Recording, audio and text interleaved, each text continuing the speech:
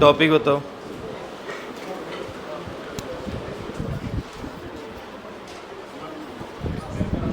हाँ बोलो भाई, जल्दी बोलो, लेट है वैसे भी। टॉपिक बताइए।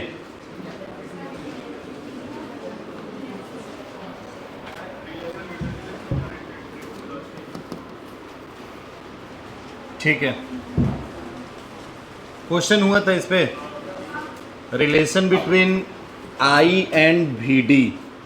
ठीक है, इसके बाद से पढ़ा relation between J and V D, यही ना, current density and drift velocity.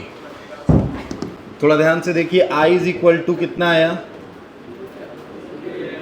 यही आया। E की वैल्यू को Q भी लिख सकते हैं क्योंकि Q चार्ज है, वहाँ पे E चार्ज था तो Q भी लिख सकते हैं, QNAVD। J is equal to क्या हुआ था, I बाई ए, I की value QNAVD divide by then J is equal to QNBD। ठीक है, अच्छा J की वैल्यू सिग्मा के रिस्पेक्ट में क्या सिग्मा इंटू ई होती है, यही होती है ना, ओम्स लॉ वेक्टर लॉ के फॉर्म में पढ़ा था, J is equal to sigma into ई।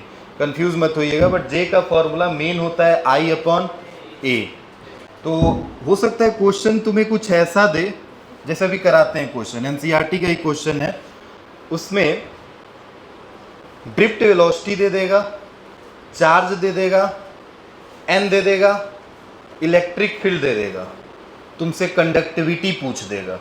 तो तुम सोचोगे सर ये कैसे होगा, आपने तो कोई फॉर्मूला नहीं बताया। तो देखो, क्या ये भी जे है और ये भी जे है, तो क्या दोनों के LHS इक्वल हैं, तो मैं RHS इक्वल कर सकता हूँ। मतलब मैं क्या लिख सकता हूँ, sigma E is equal to QNVD लिख सकता हूँ। यहाँ से सिग्मा की वैल्यू कितनी आ जाएगी, तो फॉर्मूला तो वही है, बस अब उसको याद तो कर नहीं पाओगे क्योंकि बहुत सारे फॉर्मूले बन जाएंगे।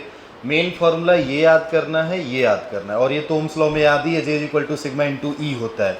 ठीक है, तो इन दोनों को रिलेट करके एक नया फॉर्मूला कंडक्टिविटी का बनाया जा सकता है। तो ऐसा नहीं कि रिलेशन है, ये फॉर्मूला इन्हीं से जनरेट हुआ है, तो ये हम ऐसे क्वेश्चन कर सकते हैं। ठीक है, अच्छा एक देखो क्या होता है, मैंने जैसे अब एनसीईआरटी में क्वेश्चन करोगे तो क्वेश्चन में थर्मल उसकी, जैसे मान लो ये तुम वेलोसिटी लिखे हो, ये ड्रिफ्ट वेलोसिटी है किसी चार्ज या इलेक्ट्रॉन की, मगर इलेक्ट्रॉन एक उसके पास एक खुद की और वेलोसिटी होती है जिसको थर्मल वेलोसिटी कहते हैं। जैसे सपोज दैट तुमने कंडक्टर को बिना किसी चीज़ से जोड़े रख दिया है, सेल से नहीं जोड़ा है, ऐसे रख दिया है, तो क्या इसमें इलेक्ट्रॉन रुका रहेगा? नहीं, वो जिग जैग पाथ में मूव तो करेगा ही। ऐसा नहीं है कि वो सीधे चलेगा, ऐसे नहीं चलेगा, उसका पाथ एक का इधर होगा तो दूसरे का इधर हो सकता है, तीसरा इधर हो सकता है, सब मोशन में होंगे क्योंकि ये फ्री इलेक्ट्रॉन है और जिग जैग पाथ में मूव कर रहे होंगे। तो अब रीज़न सोचो, क्या है ऐसा रीज़न कि इलेक्ट्रॉन मूव कर रहा है, कौन चला रहा है इसको? तो इसको चलाने के लिए कुछ तो कुछ चाहिए, मतलब कुछ तो एनर्जी मिली होगी, तभी तो ये मूव कर रहे होंगे, क्योंकि इनके पास काइनेटिक एनर्जी है। तो कौन एनर्जी प्रोवाइड कर रहा है, काइनेटिक एनर्जी आखिर में इसको दे कौन रहा है? कोई तो दे रहा होगा। तो इसको एनर्जी जो दे रहा है वो है टेम्परेचर, क्योंकि तुम्हें पता है, मैंने पहले ही बताया है कि टेम्परेचर की वजह से इलेक्ट्रॉन या जो भी चार्ज पार्टिकल है वो वाइब्रेट करने लगते हैं, मोशन में आ जाते हैं। जैसे तुम उसको गर्म करोगे कंडक्टर को, तो जितना गर्म करते जाओगे इलेक्ट्रॉन मोशन में, उनका vibration kinetic energy per unit molecules बढ़ती जाती है, वो जल्दी जल्दी वाइब्रेट करने लगेंगे। तो वाइब्रेशन मतलब वही इलेक्ट्रॉन का वाइब्रेशन, इलेक्ट्रॉन मूव करने लगा। जब इलेक्ट्रॉन मोशन में आ गया मीन्स इसके पास अब कौन सा ये मोशन है, मैंने तो इसको बैटरी या सेल से अभी नहीं जोड़ा था, अब जब सेल से जोड़ूंगा तो क्या ये सब अलाइन हो जाएंगे और एक ही डायरेक्शन में चलने लगेंगे। क्या सबका डायरेक्शन एक हो जाएगा? निगेटिव से सब किधर आना चाहेंगे, पॉजिटिव की तरफ। तो अब ये जो वेलोसिटी आएगी, ये वेलोसिटी हमारी ड्रिफ्ट वेलोसिटी बन जाएगी। मगर इससे पहले जो वेलोसिटी थी वो टेम्परेचर की वजह से थी, इसलिए उस वेलोसिटी को क्या नाम देते हैं, थर्मल वेलोसिटी। ठीक है, या हम इसको बोलते हैं रूट मीन स्क्वायर वेलोसिटी। क्या बोलते हैं? आरएमएस वेलोसिटी होती है जिसको बोला जाता है रूट मीन स्क्वायर वेलोसिटी। ठीक, अब इसको निकालने का कोई फॉर्मूला नहीं है, स्टैंडर्ड क्लास में हम पढ़ते हैं इस फॉर्मूले को, बट एनसीईआरटी में आपको उस फॉर्मूले पे क्वेश्चन दिया है तो फॉर्मूला याद करना पड़ेगा। तो मैं बस लिख दे रहा हूँ, भी आरएमएस जो होता है वो इक्वल होता है under root 3 kBT upon m। ये है फॉर्मूला 3 kBT अपॉन m। अब सुनो थोड़ा ध्यान से क्या क्या है, अभी वैल्यूज लिख दे रहा हूँ, एग्जैक्ट इसकी वैल्यू मुझे याद नहीं है, बट T तो टेम्परेचर है, KB क्या है, बोल्ट्जमैन कांस्टेंट, नाम सुना होगा शायद, बोल्ट्जमैन का नाम सुना है ना, अरे भाई 11th में पढ़े हो, बोल्ट्जमैन गैस वाले चैप्टर में पढ़ा होगा आपने, गैस वाला जो चैप्टर 11 में पढ़ाया गया था, kinetic energy, kinetic theory of gas, उसी में तो बोल्ट्जमैन आए थे। जब कोई गैस का मॉलिक्यूल्स टेम्परेचर बढ़ाने पे क्या होता था, वहीं से ये फॉर्मूला यहाँ पे हमने नहीं पढ़ा, ये डेरिवेशन एक्चुअल में मिल चुका है क्लास 11th में ही, 3 kBT/m, अगर याद हो आपको तो। ये formula kinetic theory of gas का है, वहाँ मॉलिक्यूल्स के लिए, गैसियस मॉलिक्यूल के लिए बात करते हैं, और यहाँ पे इसी चीज़ को हम किस पे लागू कर दे रहे हैं, इलेक्ट्रॉन पे। मतलब सेम फॉर्मूला वही है जो हमने गैस के लिए पढ़ा था, वही किसके लिए है अब, इलेक्ट्रॉन के लिए। तो इलेक्ट्रॉन की जो आरएमएस वैल्यू या थर्मल वेलोसिटी है वो होती है 3 kBT/m। तो केबी क्या है, ये बोल्ट्जमैन कांस्टेंट है, इसकी एक फिक्स वैल्यू होती है, कितनी है अभी देखते हैं। टेम्परेचर जो होता है, टेम्परेचर जो भी होगा नॉर्मली लिया जाएगा, और किस में लिया जाएगा, मतलब टेम्परेचर मोस्टली टाइप में केल्विन या सेल्सियस में ही दिया होता है। आपने देखा होगा अगर 27 डिग्री सेल्सियस है तो उसको केल्विन में कन्वर्ट कर लेंगे, तो ये टेम्परेचर है, केल्विन में लिया जाएगा या केल्विन में दिया ही रहता है। m क्या है, मास ऑफ इलेक्ट्रॉन या चार्ज लिख लो, जो भी चार्ज होंगे। अच्छा, ये चार्ज अगर मान लीजिए हम ऐसे बात करें, मास ऑफ चार्ज हमने लिखा है जो, ये मान लो मैंने तुमको दे दिया कॉपर का रॉड या कॉपर दे दिया, तो कॉपर में पहले तो तुम्हें पता करना पड़ेगा कि कितने इलेक्ट्रॉन होंगे, और फिर उस इलेक्ट्रॉन का मास कितना होगा, क्योंकि वो टोटल मास है। जैसे एक इलेक्ट्रॉन देता हूँ तो एक इलेक्ट्रॉन का मास कितना होगा, 9.1 इंटू 10⁻³ kg होगा ना। और कंडक्टर में मैं बोल दूं कि कॉपर है, तब कैसे निकालोगे, तब उसका मास कैसे निकालोगे, क्योंकि हमें तो टोटल मास निकालना है, हमने कैपिटल M लिखा है, हमें तो टोटल मास चाहिए। एक इलेक्ट्रॉन का मास इतना होता है, अब कॉपर में पता ना कितने होंगे, तो तुम्हें पता है कि उसका एटॉमिक नंबर कितना होता है, 63.5 अपॉन एवोगेड्रो नंबर 6.23 10⁻23 डिवाइड कर देंगे तो कॉपर का M मिल जाएगा। समझ रहे हो जितना, अरे भाई एटॉमिक मास, उस एटॉमिक जो नंबर है उसका, उसको ये जो है उसका मास है, उसके पर यूनिट मॉलिक्यूल्स में कितने इलेक्ट्रॉन होंगे उनका मास निकालना है। तो जो भी एटॉमिक मास था उसकी वैल्यू को, एटॉमिक मास है उसकी वैल्यू को हमने एवोगेड्रो नंबर से डिवाइड कर दिया, टोटल मास पता चल गया कि उसके अंदर कितने मास रहे होंगे। तो तुम्हें ये M की वैल्यू निकालनी है तो क्या लिखोगे, एटॉमिक मास और एटॉमिक नंबर तो पता होगा, इसको क्या कहते हैं, एटॉमिक मास या एटॉमिक नंबर, दो वैल्यू होती है, एक Z से डिनोट होता है, K से, भूल गए हो सब। ये एटॉमिक नंबर होता है और ये क्या होता है, एटॉमिक मास। तो क्या हम A/, एवोगेड्रो नंबर, क्या Na लिखा जा सकता है, ये फॉर्मूला बन जाएगा A/Na। किसी भी कंडक्टर, क्योंकि मोस्टली टाइम में कंडक्टर में क्या होगा, कॉपर, एल्युमिनियम, यही सारी चीज़ें होंगी, तो कॉपर होगा तो उसका atomic mass upon Avogadro number, ये फॉर्मूला लगा देंगे। ठीक है, तो हमारे पास मेन फॉर्मूला है VRMS निकालने का 3 kBT/m। ठीक है, तो कहीं पे जहाँ पे आपने ये ख़त्म किया था, ये टॉपिक ख़त्म किया था, या न्यूमेरिकल जो भी कर रहे हो वहाँ पे नोट डाल लो, और नोट डाल के लिख लो कि thermal velocity or VRMS is equal to this. Note डाल के लिखिए, where Kb is Boltzmann constant, T is the temperature, M is the mass of the charge. ठीक है, बाकी हम आपको बता दे रहे हैं, लिख दे रहे हैं Kb की वैल्यू कितनी होगी। इधर ये सारी चीज़ें तो तुम पढ़ चुके हो पहले, जल्दी करो थोड़ा।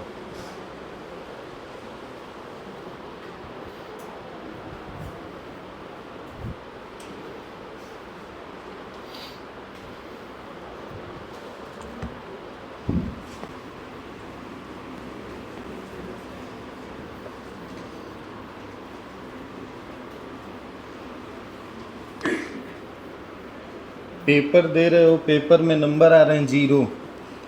कितने लोग, 80% लोग फेल हैं क्लास में फिजिक्स में। क्या पढ़ रहे हो तुम लोग? इतना सिंपल सा पेपर, ऑब्जेक्टिव का तो छोड़ो, सब्जेक्टिव का दिया गया है, उसमें पास नहीं हो पा रहे हो, क्या बोर्ड में पास हो पाओगे? जेईई या नीट तो भूल ही जाओ। कम से कम क्लास में 20 लोग ऐसे हैं, 15 लोग जिसका 0 नंबर है। 20 लोग। Energy stored in a capacitor, 50 बार जहां बताते हैं कि इम्पोर्टेंट है, वही क्वेश्चन पेपर में दिया, नहीं आया। एक लाइन कोई नहीं लिख पाया है कि क्या, कैसे, पूछ क्या रहा है, लिख क्या रहे हैं। बच्चों की तरह हालात है। पता न क्या पढ़ रहे हो तुम लोग, क्या समझाएं हम? फालतू का टाइम वेस्टिंग ही है। जो समझाते समझाते आज 12 में आ गए हो और 4 महीने बाद चले जाओगे। देख के भी अभी आंख नहीं खुल रहा है कि क्या हो रहा है हमारे साथ।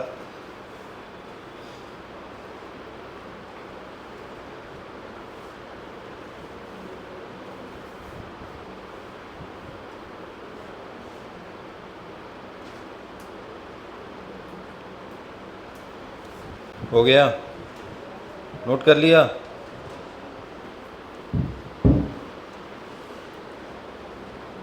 अब क्वेश्चन देते हैं, या वहाँ पे केवी की वैल्यू नोट डाउन कर लो, वही वैल्यू हर क्वेश्चन में, क्योंकि कांस्टेंट है तो इसकी वैल्यू तो फिक्स रहेगी। कितनी होती है? 1.38 10⁻23 कांस्टेंट है, केवी की वैल्यू यही होती है 1.38 × 10⁻23 बोल्ट्जमैन कांस्टेंट। टी टेम्परेचर है, एम मास है। मास निकालने का मैंने फॉर्मूला बता दिया है। एम निकालना है तो एन बाई क्या कर दोगे? ए कर दोगे। ठीक है, चलो आओ क्वेश्चन देते हैं आपको। क्वेश्चन क्या है सुनिएगा। उल्टा है, sorry,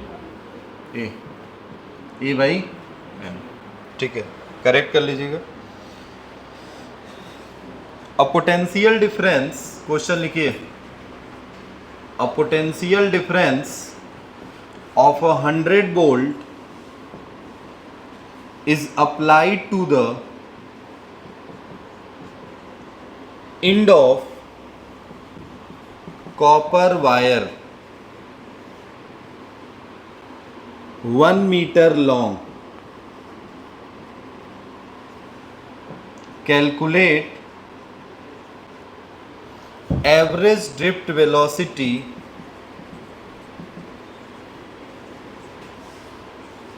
of the electron. Compare it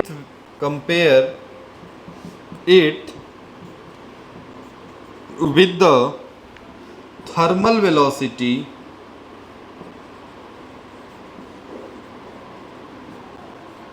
at 27 degrees Celsius.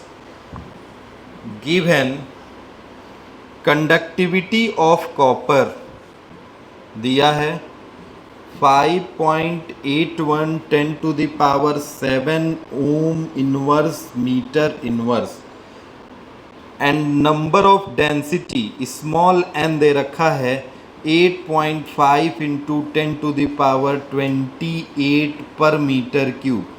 इसका मतलब समझ रहे हो क्या है? Number of density of electron, मतलब उसके 1 मीटर क्यूब में इतने इलेक्ट्रॉन होंगे। डेंसिटी है number of density of electron. यही है एनसीईआरटी का क्वेश्चन जिस पे बात कर रहे थे। और ऐसे ही क्वेश्चन आपको बनेंगे जिसमें फॉर्मूले से आपको निकालना पड़ेगा, क्योंकि पहला तो सॉल्व कर लोगे, फंसेगा मुद्दा दूसरा जब कंपेयर करने की बात होगी। ड्रिफ्ट वेलोसिटी तक निकाल के दिखाइए कितना आएगा आंसर सब लोग। पहला यहाँ तक पार्ट है। पोटेंशियल डिफरेंस 100 वोल्ट का अप्लाई किया गया है कॉपर वायर पे, जो कितने मीटर लॉन्ग है? 1 मीटर लंबा है। Calculate the average drift velocity. जल्दी बताओ पहले वाले का आंसर।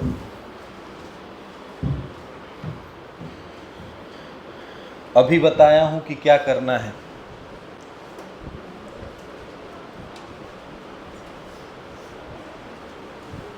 हो जाएगा? सोच रहे होगे कि सर कैसे सॉल्व करें ना। जे दिया है, नहीं पता, ई एन भी डी होता है क्या? जे कितना होता है? जे कितना होता है? Sigma into is equal to कितना होगा? E N. अच्छा थोड़ा ध्यान से बताओ, E is equal to V by L होता है। ई इज इक्वल टू क्या होता है भाई? यही होता है, is equal to E N V D होता है क्या? क्या निकालना है तुम्हें? Drift velocity. क्या सबको उधर भेज दें? देन सिग्मा भी, ये भी क्या है? पोटेंशियल है, और ये भी डी वेलोसिटी है, ध्यान देना, भी अपॉन एल। किसको नीचे भेजा? E N. क्या भी डी मिल गया? बताओ इसमें क्या नहीं पता है? कंडक्टर का लेंथ पता है, सिग्मा पता है, वोल्टेज पता है, इलेक्ट्रॉन की वैल्यू पता है, और एन क्वेश्चन में दिया है, स्मॉल एन दिया है क्या? सिग्मा दिया है क्या? पोटेंशियल दिया है क्या? लेंथ 1 मीटर दिया है क्या? मैंने बोला कि फॉर्मूला याद करके बैठोगे तभी दिमाग में बात घुसेगा कि कैसे क्या करना है। अब यहाँ पे ई आया है, ई को रिप्लेस करना है भाई, पोटेंशियल दिया है तो is equal to V by L करेंगे। तो वहाँ तक दिमाग तो दौड़ाओ, पहले जल्दी निकालो वी डी, उसके बाद चलते हैं थर्मल वेलोसिटी पे।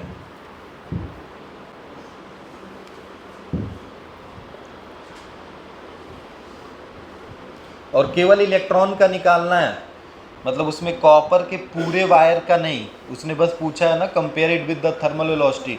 अब उसमें calculate the average drift velocity of the electron, तो ड्रिफ्ट वेलोसिटी इलेक्ट्रॉन का निकाल रहे हो, वहाँ कॉपर वायर का पूरा मास उस मत लेना, बस एक इलेक्ट्रॉन का मास सफिशियंट है।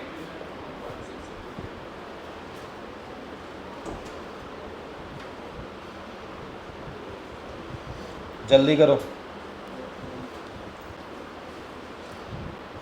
आया? कैलकुलेशन लेंदी है थोड़ा, ठीक है कोई बात नहीं, लिखता हूँ क्या क्या दिया है। 5.81 इंटू 10⁻7 है क्या? यही है ना? हाँ, इंटू पोटेंशियल कितना वोल्ट है, लेंथ कितना दिया है 1, और ई की वैल्यू 1.6 10⁻, और एन कितना दिया है 8.5 10⁻28। ठीक है, तो ये नीचे वाला पहले सॉल्व करते हैं। नीचे वाला सॉल्व, इसमें जो जो वैल्यूज़ हैं इनको सॉल्व कर लो। 1.6 मल्टीप्लाई विद 8.5, ये आएगा 13.6, तो ये हो जाएगा 5.8, और नीचे लिख लो पहले 13.6, और ये 7 और 2 9 हो जाएगा, और इधर कितना बचा है 19 ना, और ये कितना है 28, तो घट जाएगा ये ना। क्यों भाई? बचेगा कितना? 9 बचेगा, समझ रहे हो? 19 28 है तो 9 ही बचेगा, एक से कोई लेना देना है नहीं, कट गया ये। और 5.8 divided by 13.6, 5.8 divided by 13.6, 0.42 metre पर सेकेंड। फटाक से आ जाना चाहिए था, अब ये तो इतना कर ही लेते। 5.8 अपॉन 13.6, 0.42। थोड़ा ध्यान से देखो, हमसे अगला क्या पूछा है, किससे कंपेयर करना है इसको? Thermal velocity. Thermal velocity V R M S कितना होता है?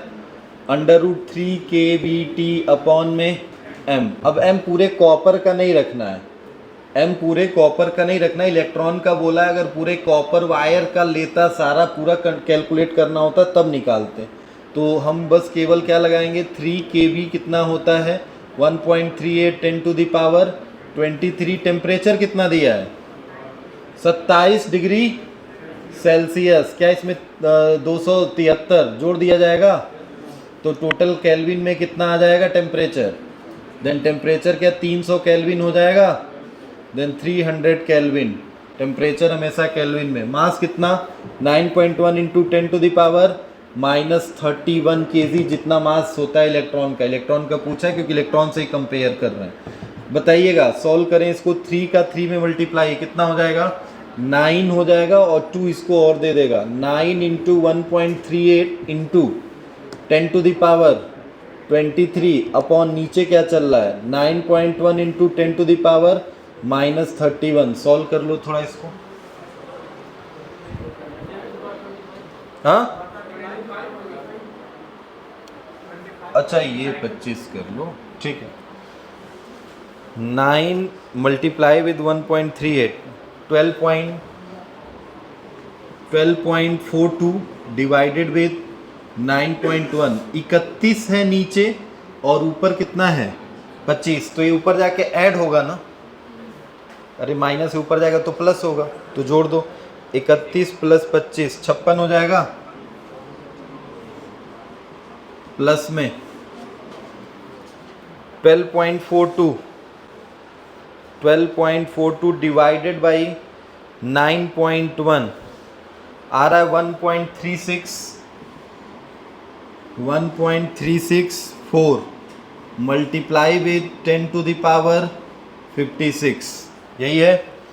अब थोड़ा बताइए, अंडर रूट में अगर हम रख देते हैं 1.364 तो बाहर निकलेगा तो कितना होगा, 1.364 है तो लगभग जैसे √2 की वैल्यू कितनी होती है 1.414 होती है ना, √2 की वैल्यू 1.414 होती है और वो कितना दिया 1.36, तो इसका मतलब ये रूट से देखो √2 बाहर निकला तो इतना हुआ, तो इससे तो छोटा ही होगा, मतलब √2 बाहर निकला तो इतना हुआ और वहाँ पे रूट में क्या है 1.36 है तो 1 पॉइंट समथिंग ही जाएगा, मतलब आंसर आ रहा है इसको सॉल्व करने पे 1.16 इंटू 10 टू द पावर 56 है, 56 का आधा हो जाएगा, अरे रूट से बाहर निकलेगा तो 28 हो जाएगा, 28 2 56 होता है ना, then 10 to the power 28 metre पर सेकेंड, देख रहे हो ये इतना आया है और ये इतना आया है। अब कंपेयर किया जाएगा क्योंकि उसने बोला है कंपेयर करिए, तो कंपेयर कैसे करेंगे, VD अपॉन VRMS रेशियो निकालेंगे ना, तो VD कितना आया है 0.42 और VRMS कितना आया है 1.16 10 टू द पावर 28, समझ रहे हो 1.16 इंटू 10 टू द पावर 28, वैसे भी देखने में पता चल रहा है कि उसकी VRMS की वैल्यू ज़्यादा है, समझ रहे हो VRMS की वैल्यू क्या है ज़्यादा है 1.16 इंटू 10 टू द पावर 28, लिख लो बस इसको ऐसे डिवाइड रेशियो में करके छोड़ देना, यही कंपेयरिंग है। ऑप्शन पूछता तो कैलकुलेशन थोड़ा करना पड़ेगा, बट ऑप्शन में नहीं ऐसे बोल दिया तो ऐसे इतना ही करके छोड़ देंगे, VD upon VRMS is equal to this.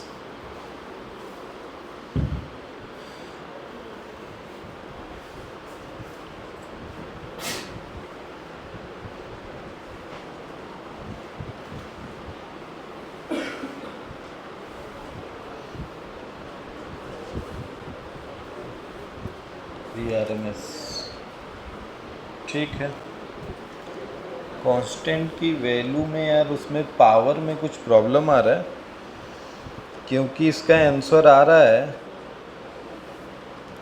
देखो उसने डायरेक्ट आंसर दे रखा है 3.67 10 टू द पावर -6 डिवाइड करने पे 3.67 तो आ जाएगा, ठीक है 3.67 आ जाएगा ना, 0.42 डिवाइडेड विद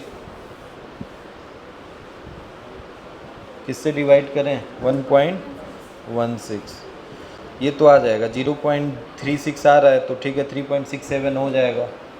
पावर में क्या गड़बड़ी हुआ है, पावर 10 का पावर -6 आ रहा है, जैसे इसको इससे डिवाइड कर रहे हैं उसने आंसर इतना दिया है 3.67 10 टू द पावर -6, इतना छोटा पावर।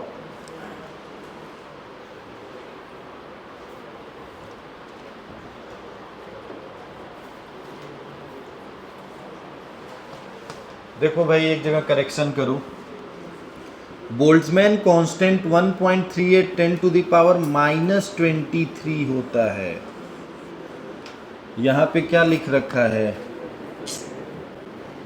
पूरा इसी से गड़बड़ हो गया, सही कर लो इसको।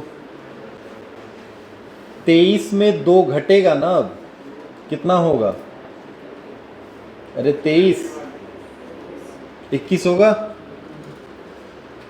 31 है।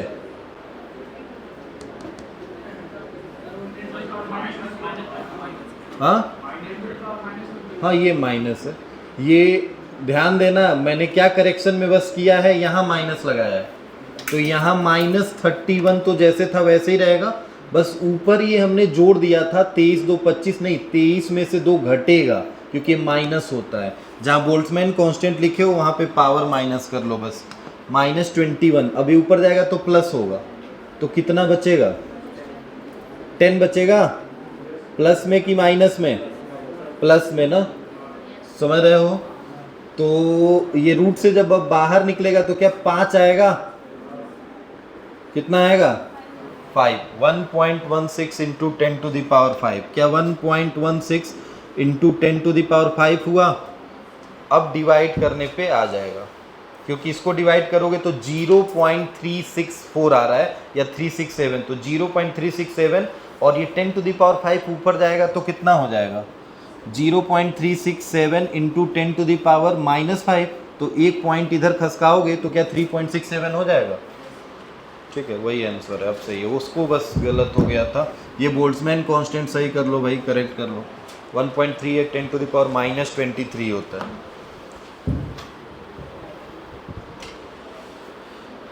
बताइए, हो जाएगा क्वेश्चन? लिखिए क्वेश्चन हो, क्वेश्चन ही है।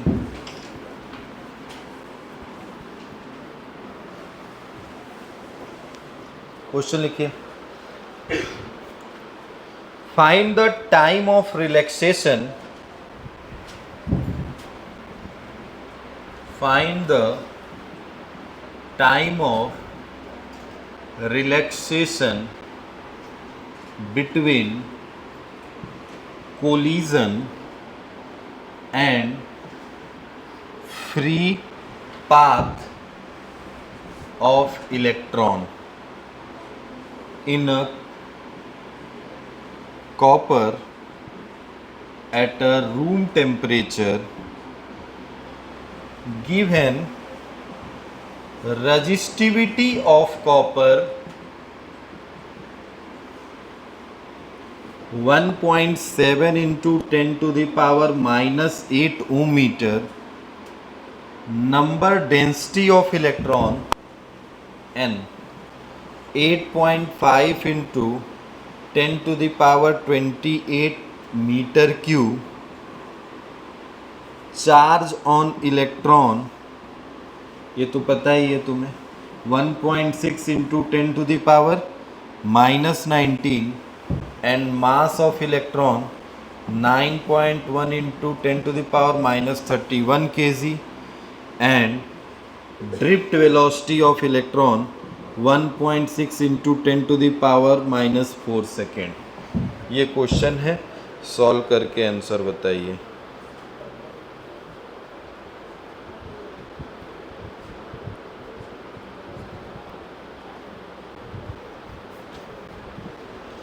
ठीक है, क्या फाइंड करना है? Relaxation time. अब सोच लो, देखो क्या क्या दिया है। रजिस्टिविटी दिया है, एन दिया है, ई दिया है, एम दिया है, वीडी दिया है। ठीक है, हमसे पूछा है क्या? Relaxation time. अब तुम सोच रहे होगे कि ऐसा फॉर्मूला हमने पढ़ा है।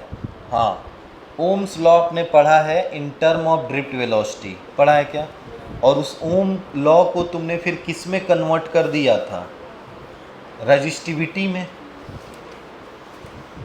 पढ़ा है फॉर्मूला याद? थोड़ा वो फॉर्मूला कॉम्प्लिकेटेड है, हम फॉर्मूला लिख रहे हैं। देखो क्या है फॉर्मूला, तुमने पढ़ा है, rho is equal to m upon n e square into tau, यही ना?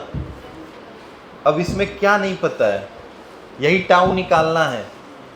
क्या एम दिया है, एन दिया है, ई दिया है, रो दिया है, निकल गया। बस फॉर्मूला याद होना चाहिए, जल्दी रख लो formula. Tau m upon n e square into rho, रखो फॉर्मूले में। 9.1 into 10 to the power -31, n की value 8.5 into 10 to the power 28, e की value 1.6 into 10 to the power -19, square करना है, ई स्क्वायर है, टाउ तो इधर चला गया रो, रो की वैल्यू गिवन है कितनी है 1.7 इंटू 10⁻⁻⁸। बस अब रख के सॉल्व कर लो, आसान हो जाएगा, ऐसा नहीं बहुत डिफिकल्ट होगा। देखो इसका स्क्वायर करना, 16 का स्क्वायर तुम्हें पता है कितना होता है 256, तो क्या 2.56 हो जाएगा ये 2.56, 8.5, 1.7 मल्टीप्लाई करना होगा, 19 का 2 में मल्टीप्लाई किया 38 हो जाएगा, 38, 28 -8 सब माइनस में है, जुड़ेंगे ना, अरे ये घट जाएगा, ये दोनों ये प्लस में है सॉरी, 38 और 8 ये जुड़ जाएगा, कितना हो जाएगा 46, 46 में से 28 को माइनस कर देना, नीचे वाला 10 माइनस में, ऊपर जाएगा तो प्लस, घट जाएगा, पावर छोटा आएगा। सॉल्व करो इसको, 9.8 10⁻⁻31, नीचे देखो कितना बचा 8.5, 2.56 इसका स्क्वायर, और इस ये कितना है 1.7, 38, 8 46, और 46 में से 28 घटाओ कितना होगा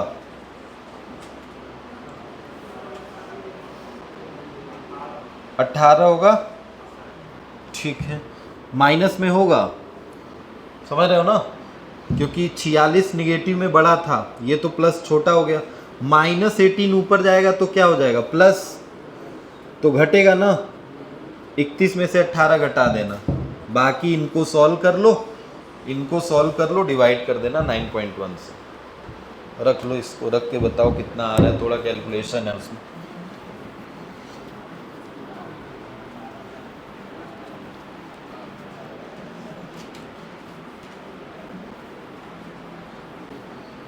टेस्ट तो 10 तारीख को था आपका ना, तो थोड़ा सा आगे जाएगा,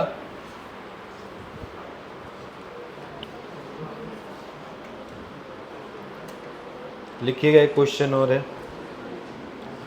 बात नहीं। An aluminium wire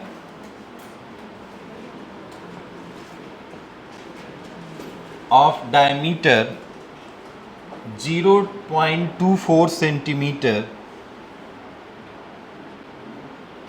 is connected in a series to copper wire,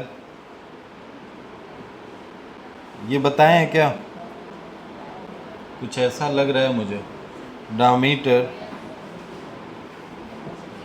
the wire carry, चलो ठीक है लिख लो, देख लो अगर बताए होंगे, एन इलेक्ट्रिक करेंट 10 एम्पियर बताया गया लग रहा है, हाँ बताया गया है ना, ठीक है। चलिए तब दूसरा क्वेश्चन लिखिए, ये क्वेश्चन बताया गया है,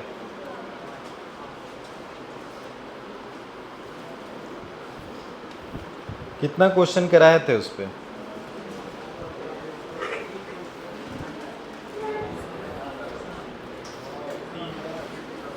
तीन क्वेश्चन, दो,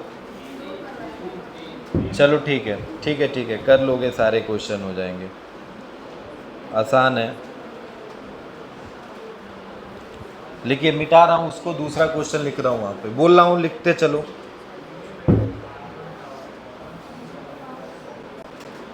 जो दो क्वेश्चन कराए थे उसमें से एक ये था, एक और बोलो थोड़ा क्या था, हाँ थोड़ा तेज से बोलो,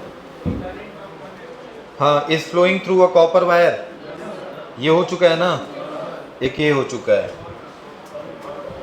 एक और था कॉपर वायर का, क्या निकालना था उसमें, कंडक्टिविटी, करंट, ड्रिफ्ट वेलोसिटी, एक क्वेश्चन और लिखो, calculate the electric field in a copper wire, calculate the electric field in a copper wire of cross sectional area, calculate the electric field in a copper wire of a cross sectional area 2 mm square, 2 mm square, carrying a current 1 ampere, bracket में लिख लेना sigma, conductivity दी है sigma copper का 6.25 10⁻⁷ Simon पर metre. ठीक है, जल्दी बताइए। इलेक्ट्रिक फील्ड निकालना है, क्रॉस सेक्शनल एरिया दे रखा है और क्या दे रखा है, करंट कितना जा रहा है उसमें। ठीक है, तो फॉर्मूला तुम्हें पता है, निकाल लोगे। J is equal to, formula पता है ना, क्या होता है, सिग्मा इंटू, अरे एक J होता है I भाई और एक J होता है सिग्मा इंटू, तो हो तो गया I/A is equal to sigma into, खत्म। सिग्मा हमें E निकालना है, then E is equal to I/A into, क्या I दिया है, A दिया है, सिग्मा दिया है, निकल जाए। रखो जल्दी, बताओ आंसर।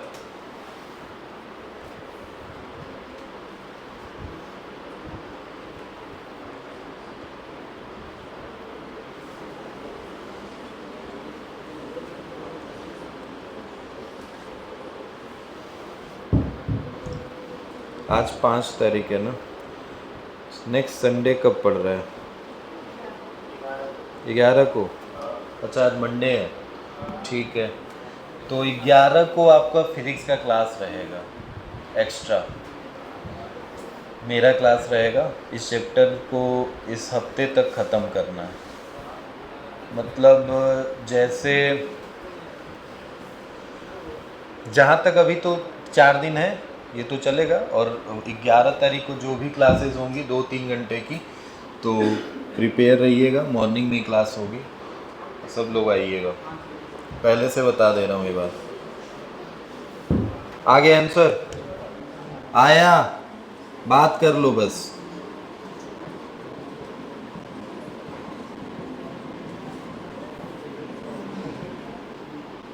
यही है ना, ये दिया है ना 6.25 10 टू द पावर, ठीक है, सॉल्व कर लो। ये मल्टीप्लाई करो 6.25 मल्टीप्लाई विथ 2 12.5, और तो 1 डिवाइडेड बाई 12.5 0.08 डिवाइडेड बाई 6 में से 7 गया, अरे 1 बचेगा, प्लस का ऊपर जाएगा तो माइनस का, अरे माइनस का 1 होगा। आंसर कितना आ रहा है, ठीक है, 8 इंटू 10 टू द पावर -3 आ जाएगा। 8 करना है तो 1 2 2 प्लेस जाएंगे, 2 इसको दे देंगे, 8 इंटू 10 टू द पावर -3, यही आ रहा है। क्या पूछा, इलेक्ट्रिक फील्ड है तो वोल्ट पर मीटर या न्यूटन पर कूलम, यूनिट में कोई भी रख सकते हो, वैसे वोल्ट पर मीटर ही रखो, ज़्यादा सही रहेगा।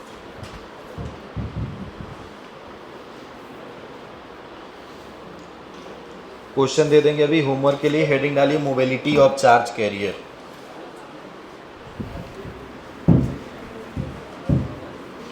Mobility of charge career,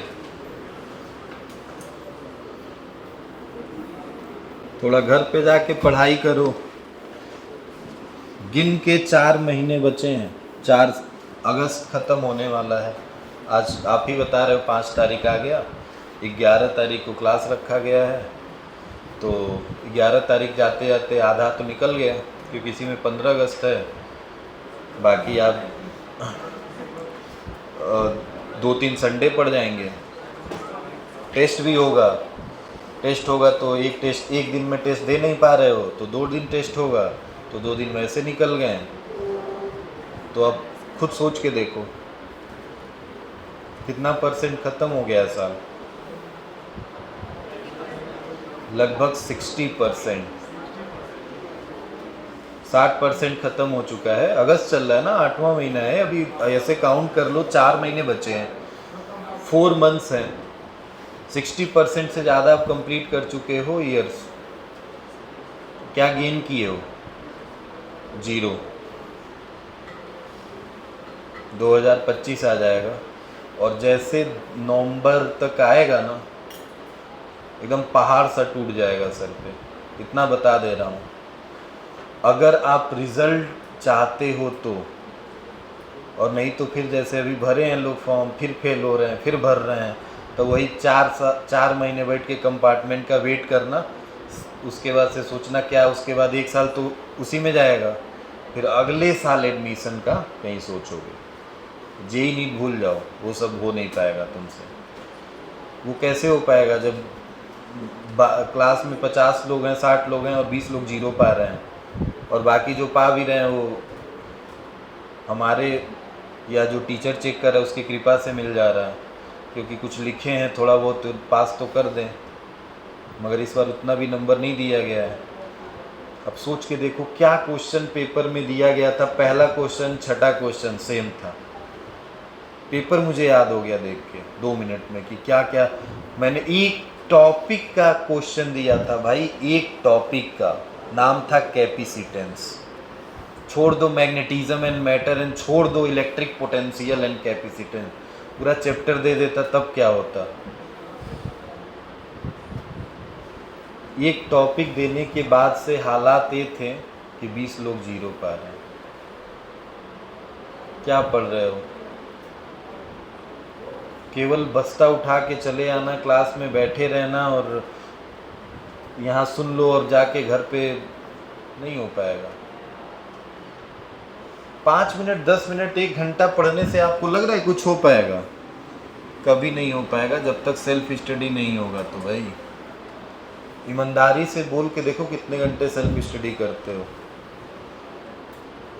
self study का मतलब होता है खुद से पढ़ना, ये नहीं कि कहीं जाके वीडियो देख रहे हो और किसी का लेक्चर सुन रहे हो और उसके बाद से नोट्स बना रहे हो, वो पढ़ना नहीं होता है।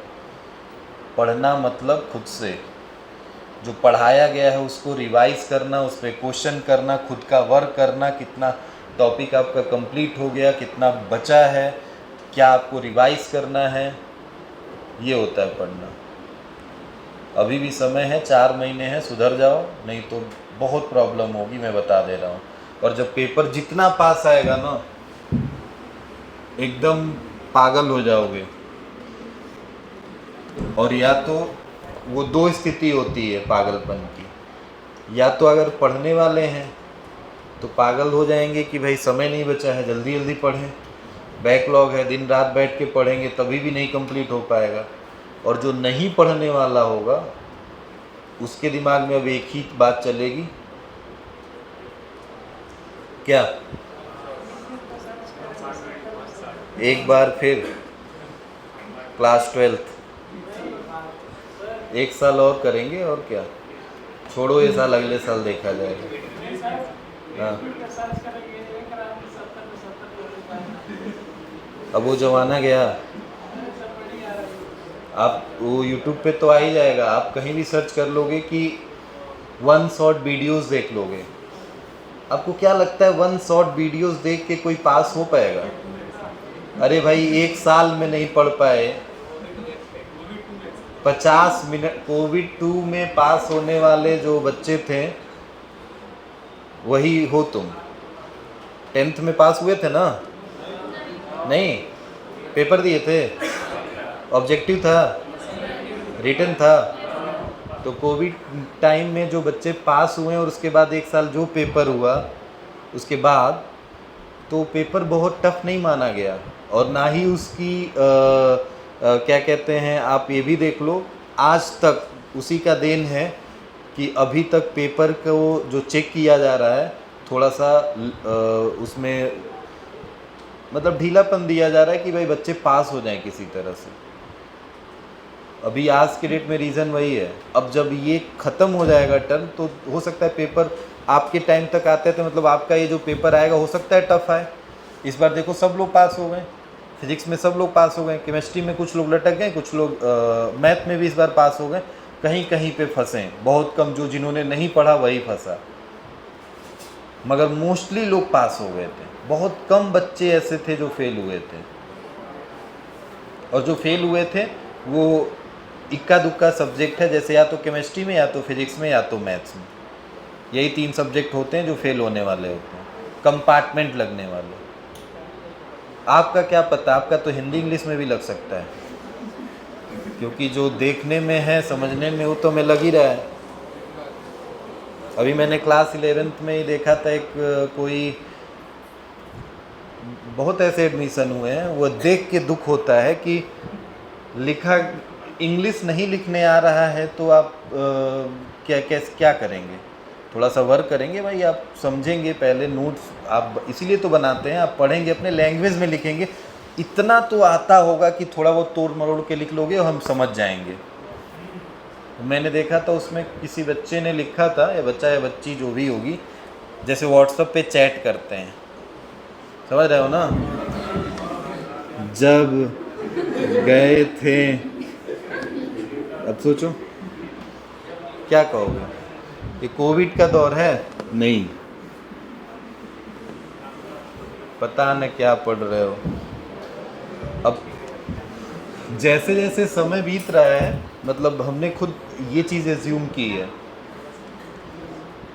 लगभग मुझे पता है बैच तो बहुत पढ़ाए हैं, मतलब फिर भी अभी फ़िलहाल में यहाँ इस देवरिया में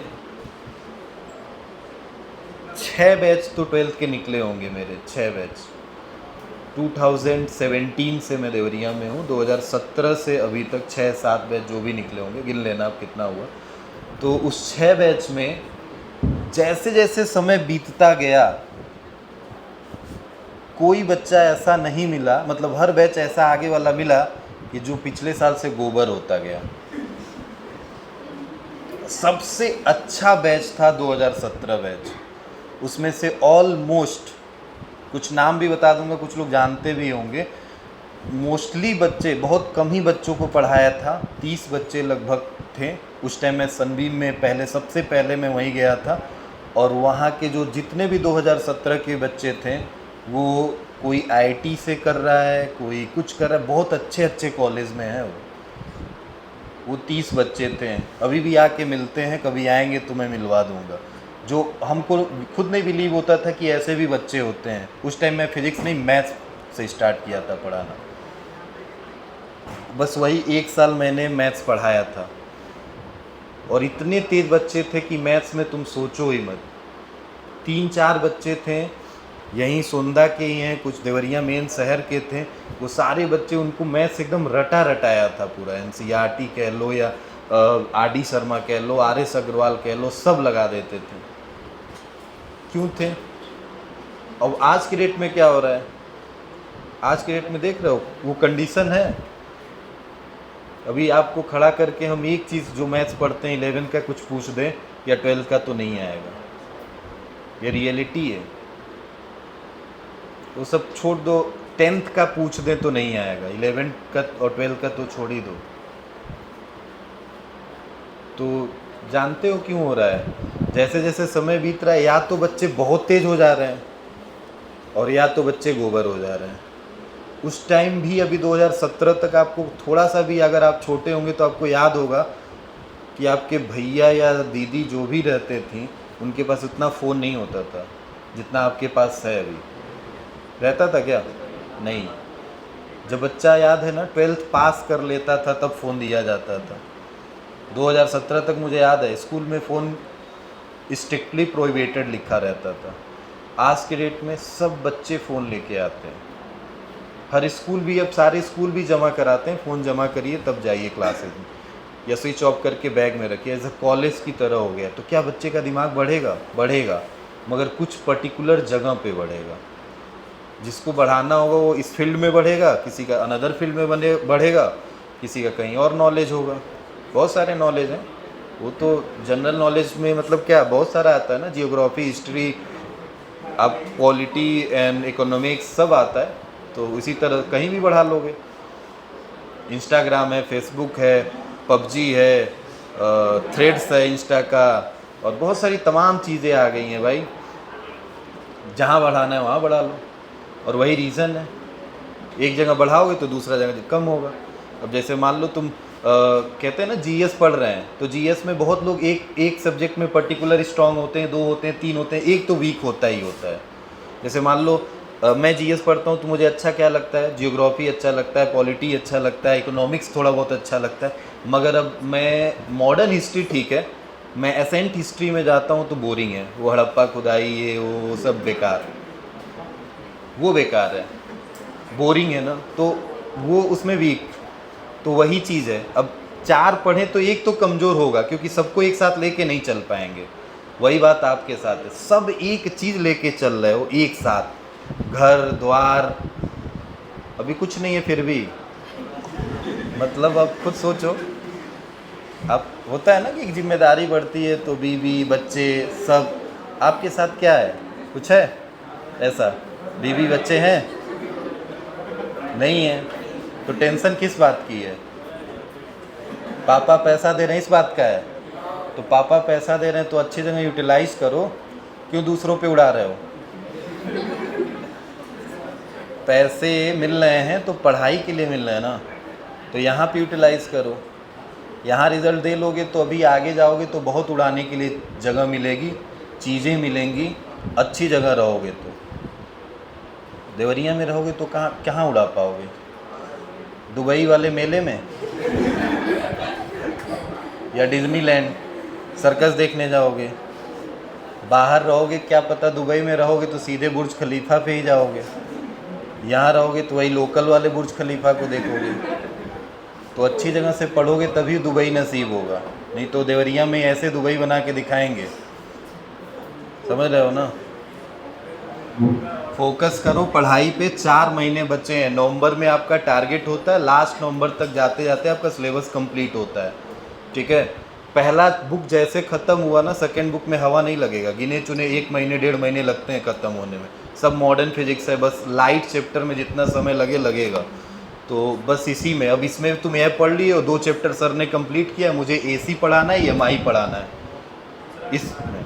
हाँ, वही दूसरा पढ़ाएंगे वो, अभी उसमें समय लगेगा, जो भी उनका, मैं एसी और EMI चैप्टर का ख़त्म कर दूंगा, ये इस वीक में ख़त्म कर दूंगा। सोचो बुक पहला ख़त्म, दूसरा बुक स्टार्ट हो जाएगा बहुत जल्दी। फिर तुम सोचते रह जाओगे कि सर पहला बुक पढ़ें कि दूसरा, क्योंकि अभी एक ही बुक है, तो एक ही बुक में सोच लो कि चैप्टर पहला पढ़ें कि दूसरा पढ़ें कि तीसरा। जब तक दूसरा बुक आएगा तो दिमाग में ये चलेगा कि पहला पढ़ें कि दूसरा बुक पढ़ें, क्योंकि एकदम अलग है, उसमें लाइट है, मॉडर्न फिजिक्स है, और इसमें सब ये जो क्लासिकल फिजिक्स में चलता है, इलेक्ट्रिसिटी करंट मैग्नेटिज्म, ये सब चल रहा है, तो चीज़ें बहुत बदल जाएंगी। हर सब्जेक्ट में बात बता रहा हूँ, लाइटली ऐसे बात को मत लो, हल्के में मत लो। टाइम पास में हमेशा बार बार आपको मोटिवेट नहीं करूँगा, क्योंकि मेरे पास इतना समय नहीं है कि हम अगर आपको आधा घंटा मोटिवेट करेंगे तो आपका समय वेस्ट होगा और मेरा कोर्स नहीं कंप्लीट होगा। फिर आप चिल्लाओगे सर पढ़ाए नहीं थे, क्लास में आके बस फालतू की बात कर देते हैं, हो गया।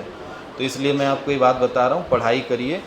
बार बार चीज़ों को मैं अब ये लेके नहीं चलूँगा कि इतना नंबर क्यों आया, इतना क्यों लाए, क्योंकि आप बच्चे नहीं रह गए हो भाई।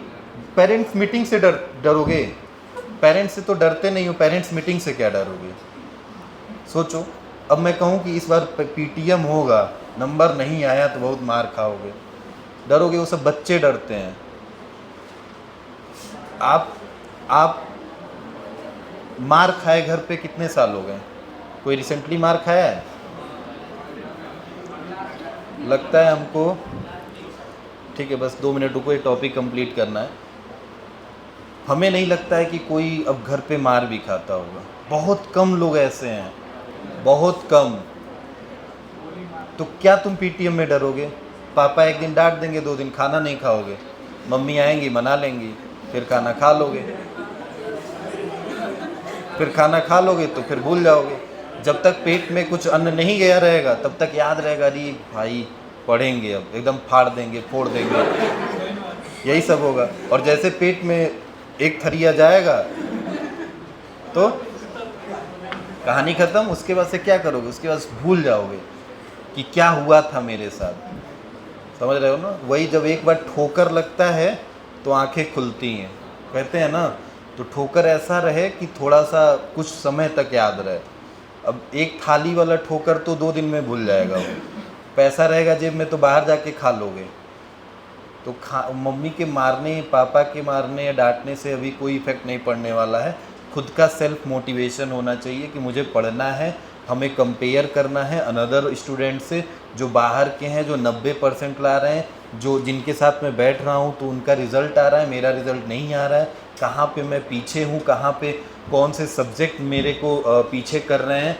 उस पर वर्क करना है। अब वो समय नहीं रह गया है तुमको कोई डांट के मार के बैठा के पढ़ाए, खुद से अपने अंदर ललक होना चाहिए पढ़ने को।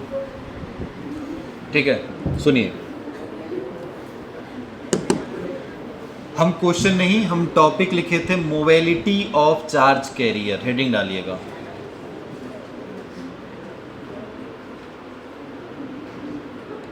Mobility of charge carrier. सुनिए, मोबिलिटी वर्ड समझी गए हो, बहुत अच्छी चीज से बना है। मोबाइल, इंग्लिश पढ़े हो? मोबाइल क्या है? अरे ग्रामर में बताओ। नाउन, प्रोनाउन, एडजेक्टिव, एडवर्ब पढ़ा है ना आपने? मोबिलिटी क्या है और मोबाइल क्या है? मोबाइल क्या है? मोबाइल नाउन है, किसी चीज का नाम है ना, यही बोलते हो। किसी वस्तु है, कोई जगह है, किसी बंदे का नाम है, बंदी का नाम है, उसको हमने क्या नाम दिया? नाउन। तो मोबाइल एक तरह से वही है, लग रहा है ऐसे। ऐसा है क्या? मोबाइल किसको कहते हो? जिसको चलाते नहीं हो, जो चलता है। मोबाइल से पहले फोन था, सुने थे? फोन को चला लेते थे? नहीं, बट मोबाइल ऐसी चीज आई जिसको तुम नहीं चलाते हो, वो खुद चलता है, जहाँ जहाँ जाओगे वो चलेगा। तो जिसके पास जो ऐसी चीज हो जो चलती हो, वो हमेशा मोबाइल कहलाती है। मोबाइल का मतलब केवल फ़ोन ही नहीं है। आप देखे होंगे, आपने लिखा होगा mobile toilets, mobile bio toilets लिखा होता है ना, आपने जहाँ पे देखा होगा। तो टॉयलेट्स मोबाइल क्यों हैं? बिकॉज मूवेबल है। लिखा होगा मोबाइल वाटर टैंक्स, क्यों होता है? क्योंकि मूवेबल है, उनको मूव किया जा सकता है। ठीक है, तो मोबाइल नाउन हुआ? नहीं, ये तो एक क्या बता रहा है? विशेषता बता रहा है ना किसी चीज़ की, कि जो मूव कर रही है वो मोबाइल है। तो क्या ये नाउन हुआ? एडजेक्टिव है। क्या है? एडजेक्टिव है। ऐसे देख के मत बोल दो मोबाइल नाम नहीं है। अब सैमसंग पूछूं तब क्या होगा? नाउन होगा। समझ गए?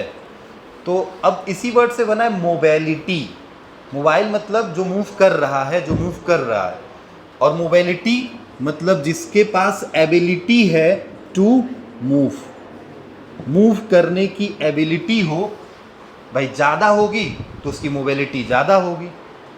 समझ रहे हो? जैसे मान लो ये पेन है, ठीक, और ये फ़ोन है। मैं पूछूं किसकी मोबिलिटी ज़्यादा है, तो मैं भाई जहाँ जाऊँगा मैं फ़ोन तो लेके जाऊँगा, बट क्या मार्कर हमेशा लेके जाऊँगा? नहीं, बस इस क्लास में आऊँगा तभी तो आऊँगा। क्लास से बाहर रहूँगा तो हो सकता है मैं रख दूँ, क्योंकि इसकी काम नहीं है, बट इसका काम तो बहुत जगह पड़ेगा। तो इन दोनों में मोबिलिटी किसकी ज़्यादा हुई? फ़ोन की। यही होगा ना? तो मोबिलिटी मतलब जिसकी एबिलिटी हो मूव करने की, और जिसकी एबिलिटी ज़्यादा होगी उसकी मोबिलिटी क्या होगी? ज़्यादा। जिसकी एबिलिटी कम होगी मूव करने की, उसकी कम होगी मोबिलिटी। अब यहाँ से बना मोबिलिटी ऑफ चार्ज कैरियर। अब थोड़ा बताओ पहले, चार्ज कैरियर क्या मैंने लिखवाया है? चार्ज कैरियर किसमें किसमें? कंडक्टर में, और किसमें? सेमी कंडक्टर में, और किसमें? इलेक्ट्रोलाइट सॉल्यूशन में। इलेक्ट्रोलाइट सॉल्यूशन में, इन तीन चीजों में। चार्ज कैरियर क्या होता है? जो चार्ज फ्लो करता है वही चार्ज कैरियर। कैरियर का मतलब क्या है? जो ढोता है। अरे भाई साइकिल में कैरियर होता है, तो क्या करते हो उस पर? या तो किसी को बैठाते हो या तो सामान रखते हो। जो कैरी करता है वही कैरियर है। तो चार्ज कैरियर, चार्ज जो चल रहा है, जिसको तुम लेके जा रहे हो, ढो के ले जा रहे हो, वो चार्ज कौन है? अगर कंडक्टर है तो इलेक्ट्रॉन, सेमी कंडक्टर है तो इलेक्ट्रॉन एंड होल, और इलेक्ट्रोलाइट सॉल्यूशन है तो क्या है? आयंस हैं, पॉजिटिव और नेगेटिव आयंस। समझ रहे हो? ये चीज़ लिखवाया नहीं गया है, वो बताया आपको कि कंडक्टर होगा तो इलेक्ट्रॉन चार्ज कैरियर होगा, सेमी कंडक्टर होगा तो इलेक्ट्रॉन एंड होल्स होंगे, और इलेक्ट्रोलाइट सॉल्यूशन होगा तो आयंस होंगे, या तो पॉजिटिव आयन या तो नेगेटिव आयन। अब मैंने बात क्या, हेडिंग क्या डाला? मोबिलिटी। समझ गए? चार्ज कैरियर समझ गए, तो दोनों को मिला दो, मोबिलिटी ऑफ चार्ज कैरियर, मतलब जो चार्ज कैरियर था उसकी मोबिलिटी क्या होगी, मतलब इलेक्ट्रॉन की एबिलिटी मूव करने की क्या होगी, इलेक्ट्रॉन एंड होल्स की एबिलिटी क्या होगी मूव करने की, आयंस की एबिलिटी क्या होगी मूव करने की। अब तुम बताओ तुम एबिलिटी चेक कैसे करोगे? तो हम सर चेक करेंगे ऐसे, बस सोचिए एक एग्जांपल से, जैसे मान लीजिए मैंने आपको ठेला दिया, काट है जो ठेला सामान बेचने वाला, अब दो ठेला है, एक ही कबाड़ में पड़ा है, सेम दिन से फेंका हुआ है, और फिर मैं एक ठेला निकालता हूँ, उसको ग्रीसिंग सर्विसिंग करा देता हूँ, ग्रीसिंग ऑयलिंग करा और आके बाकायदे हवा भर के दे देता हूँ, और एक ठेला नॉर्मली बस निकालता हूँ, हवा भरता हूँ और दे देता हूँ। मैंने बोला कि एक ठेले को रोड पे खड़ा कर लीजिए और सेम फोर्स लगा के धक्का दीजिए, देखिए कौन ठेला ज़्यादा दूर जा रहा है। तो क्या जिसकी सर्विसिंग कराई गई थी, जिसमें ऑयलिंग की गई थी, जिसमें हवा भरा गया था, क्या वो ज़्यादा दूर तक जाएगा? जाहिर सी बात है। क्यों? क्योंकि उसमें आपने वर्क किया है भाई, उसीलिए तो वर्क किया है कि वो कम फोर्स में ज़्यादा दूर तक चले जाए। आपने दोनों पे सेम फोर्स लगाया, एक चला गया वहाँ, एक यहीं पे रुक गया, तो किसकी मोबिलिटी ज़्यादा है? पहले वाले की जिसकी सर्विसिंग हुई थी। क्या दूसरे वाले की मोबिलिटी कम हो गई? हाँ। तो ये मोबिलिटी अब किस बात पे डिपेंड की कि आपने कितना फोर्स लगाया। हो सकता है इस पे ज़्यादा फोर्स लगा देते तो ये भी उसकी बराबरी कर लेता। मैंने तो दोनों पे फोर्स क्या लगाया? सेम। और दूसरा फोर्स अब बराबर लगाया, तो अब किस पे डिपेंड किया? आपने कितना उस पर वर्क किया है, कितने अच्छे से आपकी उसने उसको सर्विस किया है, कितने अच्छी सी सर्विसिंग कराई है। या चलो ठीक है सर्विसिंग हटा दो, कितनी अच्छी स्पीड है उसकी, क्या इस पे डिपेंड करेगा? समझ गए? सर्विसिंग कराए हो तभी तो स्पीड बढ़ा है। अब मैंने फोर्स इक्वल लगाया तो एक की स्पीड बढ़ गई, एक धीमे चल रहा है, भाई ये बहुत अच्छा चल रहा है, मोबिलिटी ज़्यादा है इसका। तो जिसकी स्पीड ज़्यादा हो पहली चीज़, और दूसरा जिस पे फोर्स ज़्यादा लग रहा हो। तो अब हम चार्ज कैरियर, ठेला हटा दो, इसी एग्जाम्पल को लेके आओ सेम इसमें कंडक्टर में। अब बताओ कंडक्टर में होता है इलेक्ट्रॉन, इलेक्ट्रॉन को चलाता कौन है? इलेक्ट्रॉन तो पहले से चलता है टेम्परेचर की वजह से, मगर जैसे तुम बैटरी जोड़ते हो तो बैटरी से क्या इलेक्ट्रिक फील्ड आ जाता है, और इलेक्ट्रिक फील्ड क्या करेगा? पॉजिटिव से निगेटिव चलेगा, तो इलेक्ट्रॉन क्या उसके उल्टे साइड चलने लगते हैं। समझ रहे हो? जैसे एक एग्जांपल से, ये कंडक्टर है, तो इस कंडक्टर में इलेक्ट्रॉन बहुत हैं, ये चलेंगे, मगर जब बैटरी या सेल से जोड़ा जाएगा तो क्या ये इलेक्ट्रॉन होगा? एक तरफ चलेंगे। क्यों? क्योंकि पॉजिटिव है तो इधर पॉजिटिव बन जाएगा, इधर क्या बन जाएगा? तो क्या इलेक्ट्रिक फील्ड पॉजिटिव से निगेटिव की तरफ चलने लगेगा। अब इलेक्ट्रिक फील्ड पॉजिटिव से जब निगेटिव जाएगा तो इलेक्ट्रॉन किधर चलेगा? निगेटिव से पॉजिटिव, उसके उल्टा चलने लगेगा।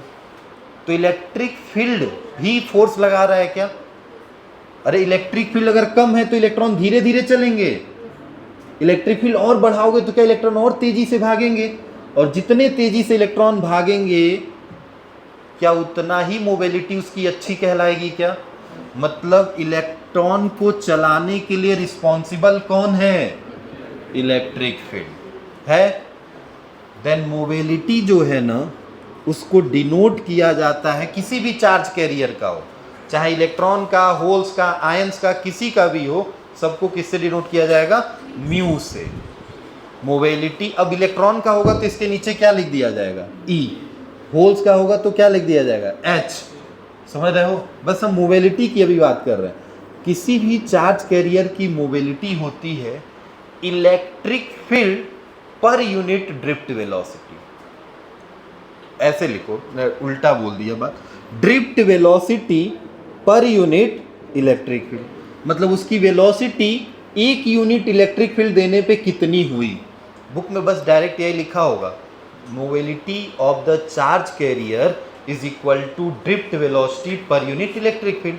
अभी बात तो समझ गए हो कि भाई इलेक्ट्रिक फील्ड बढ़ाओगे तो एक यूनिट में जितना इलेक्ट्रॉन होगा क्या उसकी स्पीड बढ़ जाएगी, और बढ़ाओगे तो क्या स्पीड और बढ़ जाएगा।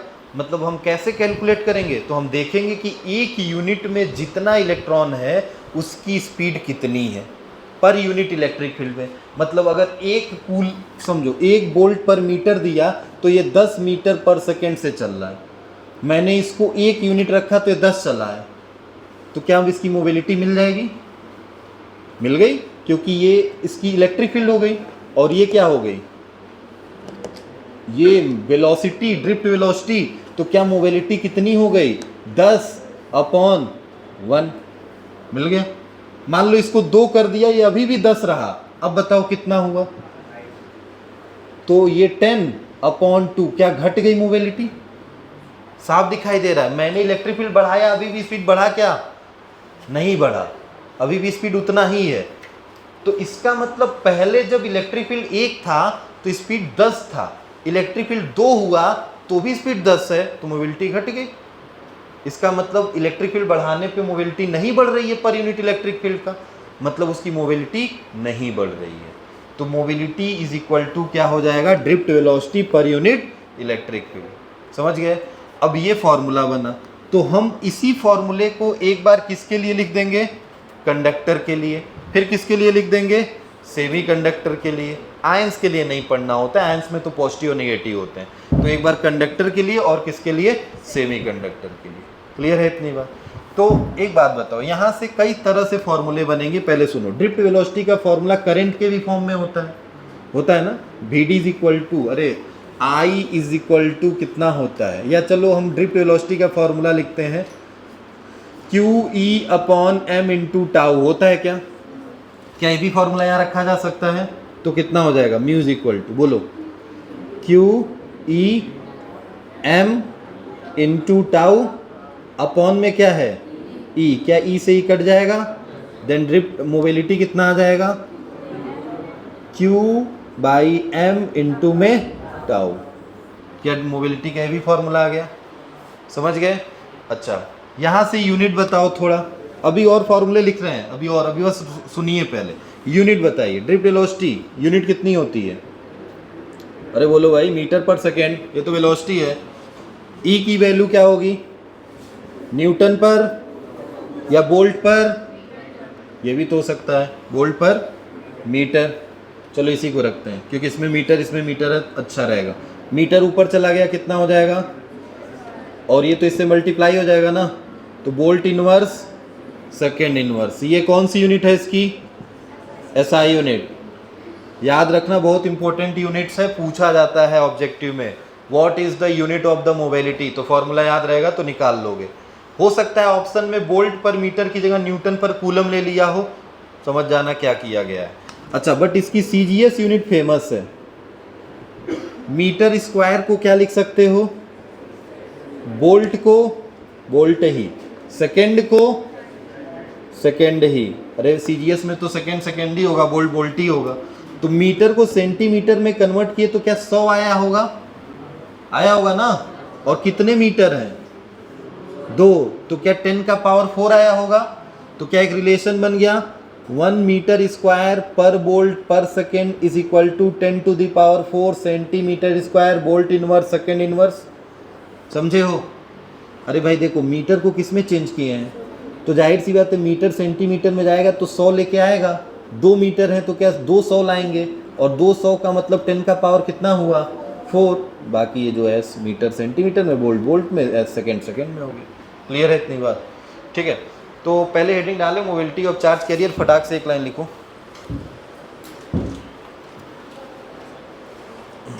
बोले।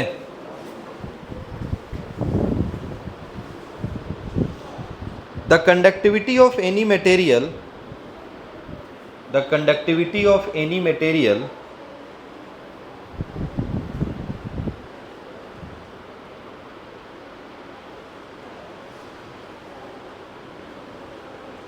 is due to mobile charge carrier,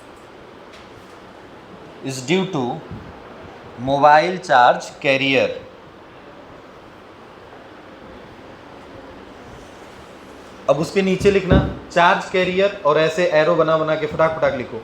charge carrier, conductor में इलेक्ट्रॉन, सेमीकंडक्टर में इलेक्ट्रॉन होल, इलेक्ट्रोलाइट सॉल्यूशन में आयंस।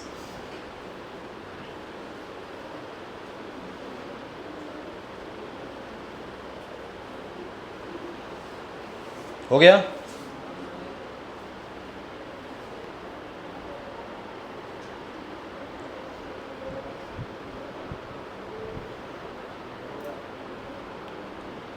ठीक है, इसके नीचे लिखना the mobility of a charge carrier, अब इसके नीचे लिखना the mobility of a charge carrier is the drift velocity acquired by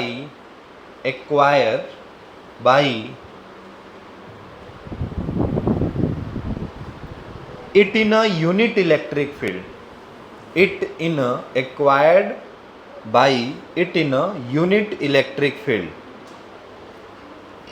अब उसके नीचे ये mu is equal to V D by E, mu is equal to V D की value रख के ये। अब अगर यहाँ फिर नीचे लिख लेना फॉर इलेक्ट्रॉन, अगर इलेक्ट्रॉन है तो क्या लिखोगे म्यू ई, ये क्यू किसका हो जाएगा, चार्ज किसका होगा इलेक्ट्रॉन का, मास किसका होगा इलेक्ट्रॉन का, रिलैक्सेशन टाइम भी किसका होगा इलेक्ट्रॉन का, तो इलेक्ट्रॉन के लिए ये बन गया। और फॉर होल्स के लिए क्या होगा म्यू एच, चार्ज किसका होगा होल का, मास किसका होल का, रिलैक्सेशन टाइम होल का। ठीक है, यहाँ तक उठा के यहाँ से यहाँ तक छाप लो, बाकी हम कल बात करेंगे, नोट कर लेना। इसी पे आगे बात किया जाएगा, मोबिलिटी पे रिलेशन बनाया जाएगा करंट के साथ, ड्रिफ्ट वेलोसिटी के साथ वगैरह वगैरह। अब फॉर्मूला इस पे मिलेंगे। इस चैप्टर में बहुत फॉर्मूले हैं, सारे फॉर्मूले एक चार्ट बना लो, एक वाइट पेज लेके उस पर पूरा लिख लो अच्छे से, लास्ट जब चैप्टर ख़त्म होगा वहीं पे चिपका देना, रिवीजन करने में आसानी होगी। छोटा छोटा टॉपिक लिखो, जैसे मोबिलिटी ऑफ चार्ज कैरियर लिखें, ये 3 लाइन लिखा, मोबिलिटी ये होता है इलेक्ट्रॉन के लिए, होल्स के लिए, अभी ऐसे 4-5 फार्मूले और मिलेंगे। तो इसी टॉपिक में 6-7 फार्मूला कौन कौन याद रखोगे, तो रिवीजन में जब करोगे और क्वेश्चन जितना ज़्यादा करोगे उतना याद रहेगा फार्मूला। ठीक है, पढ़ के आइएगा।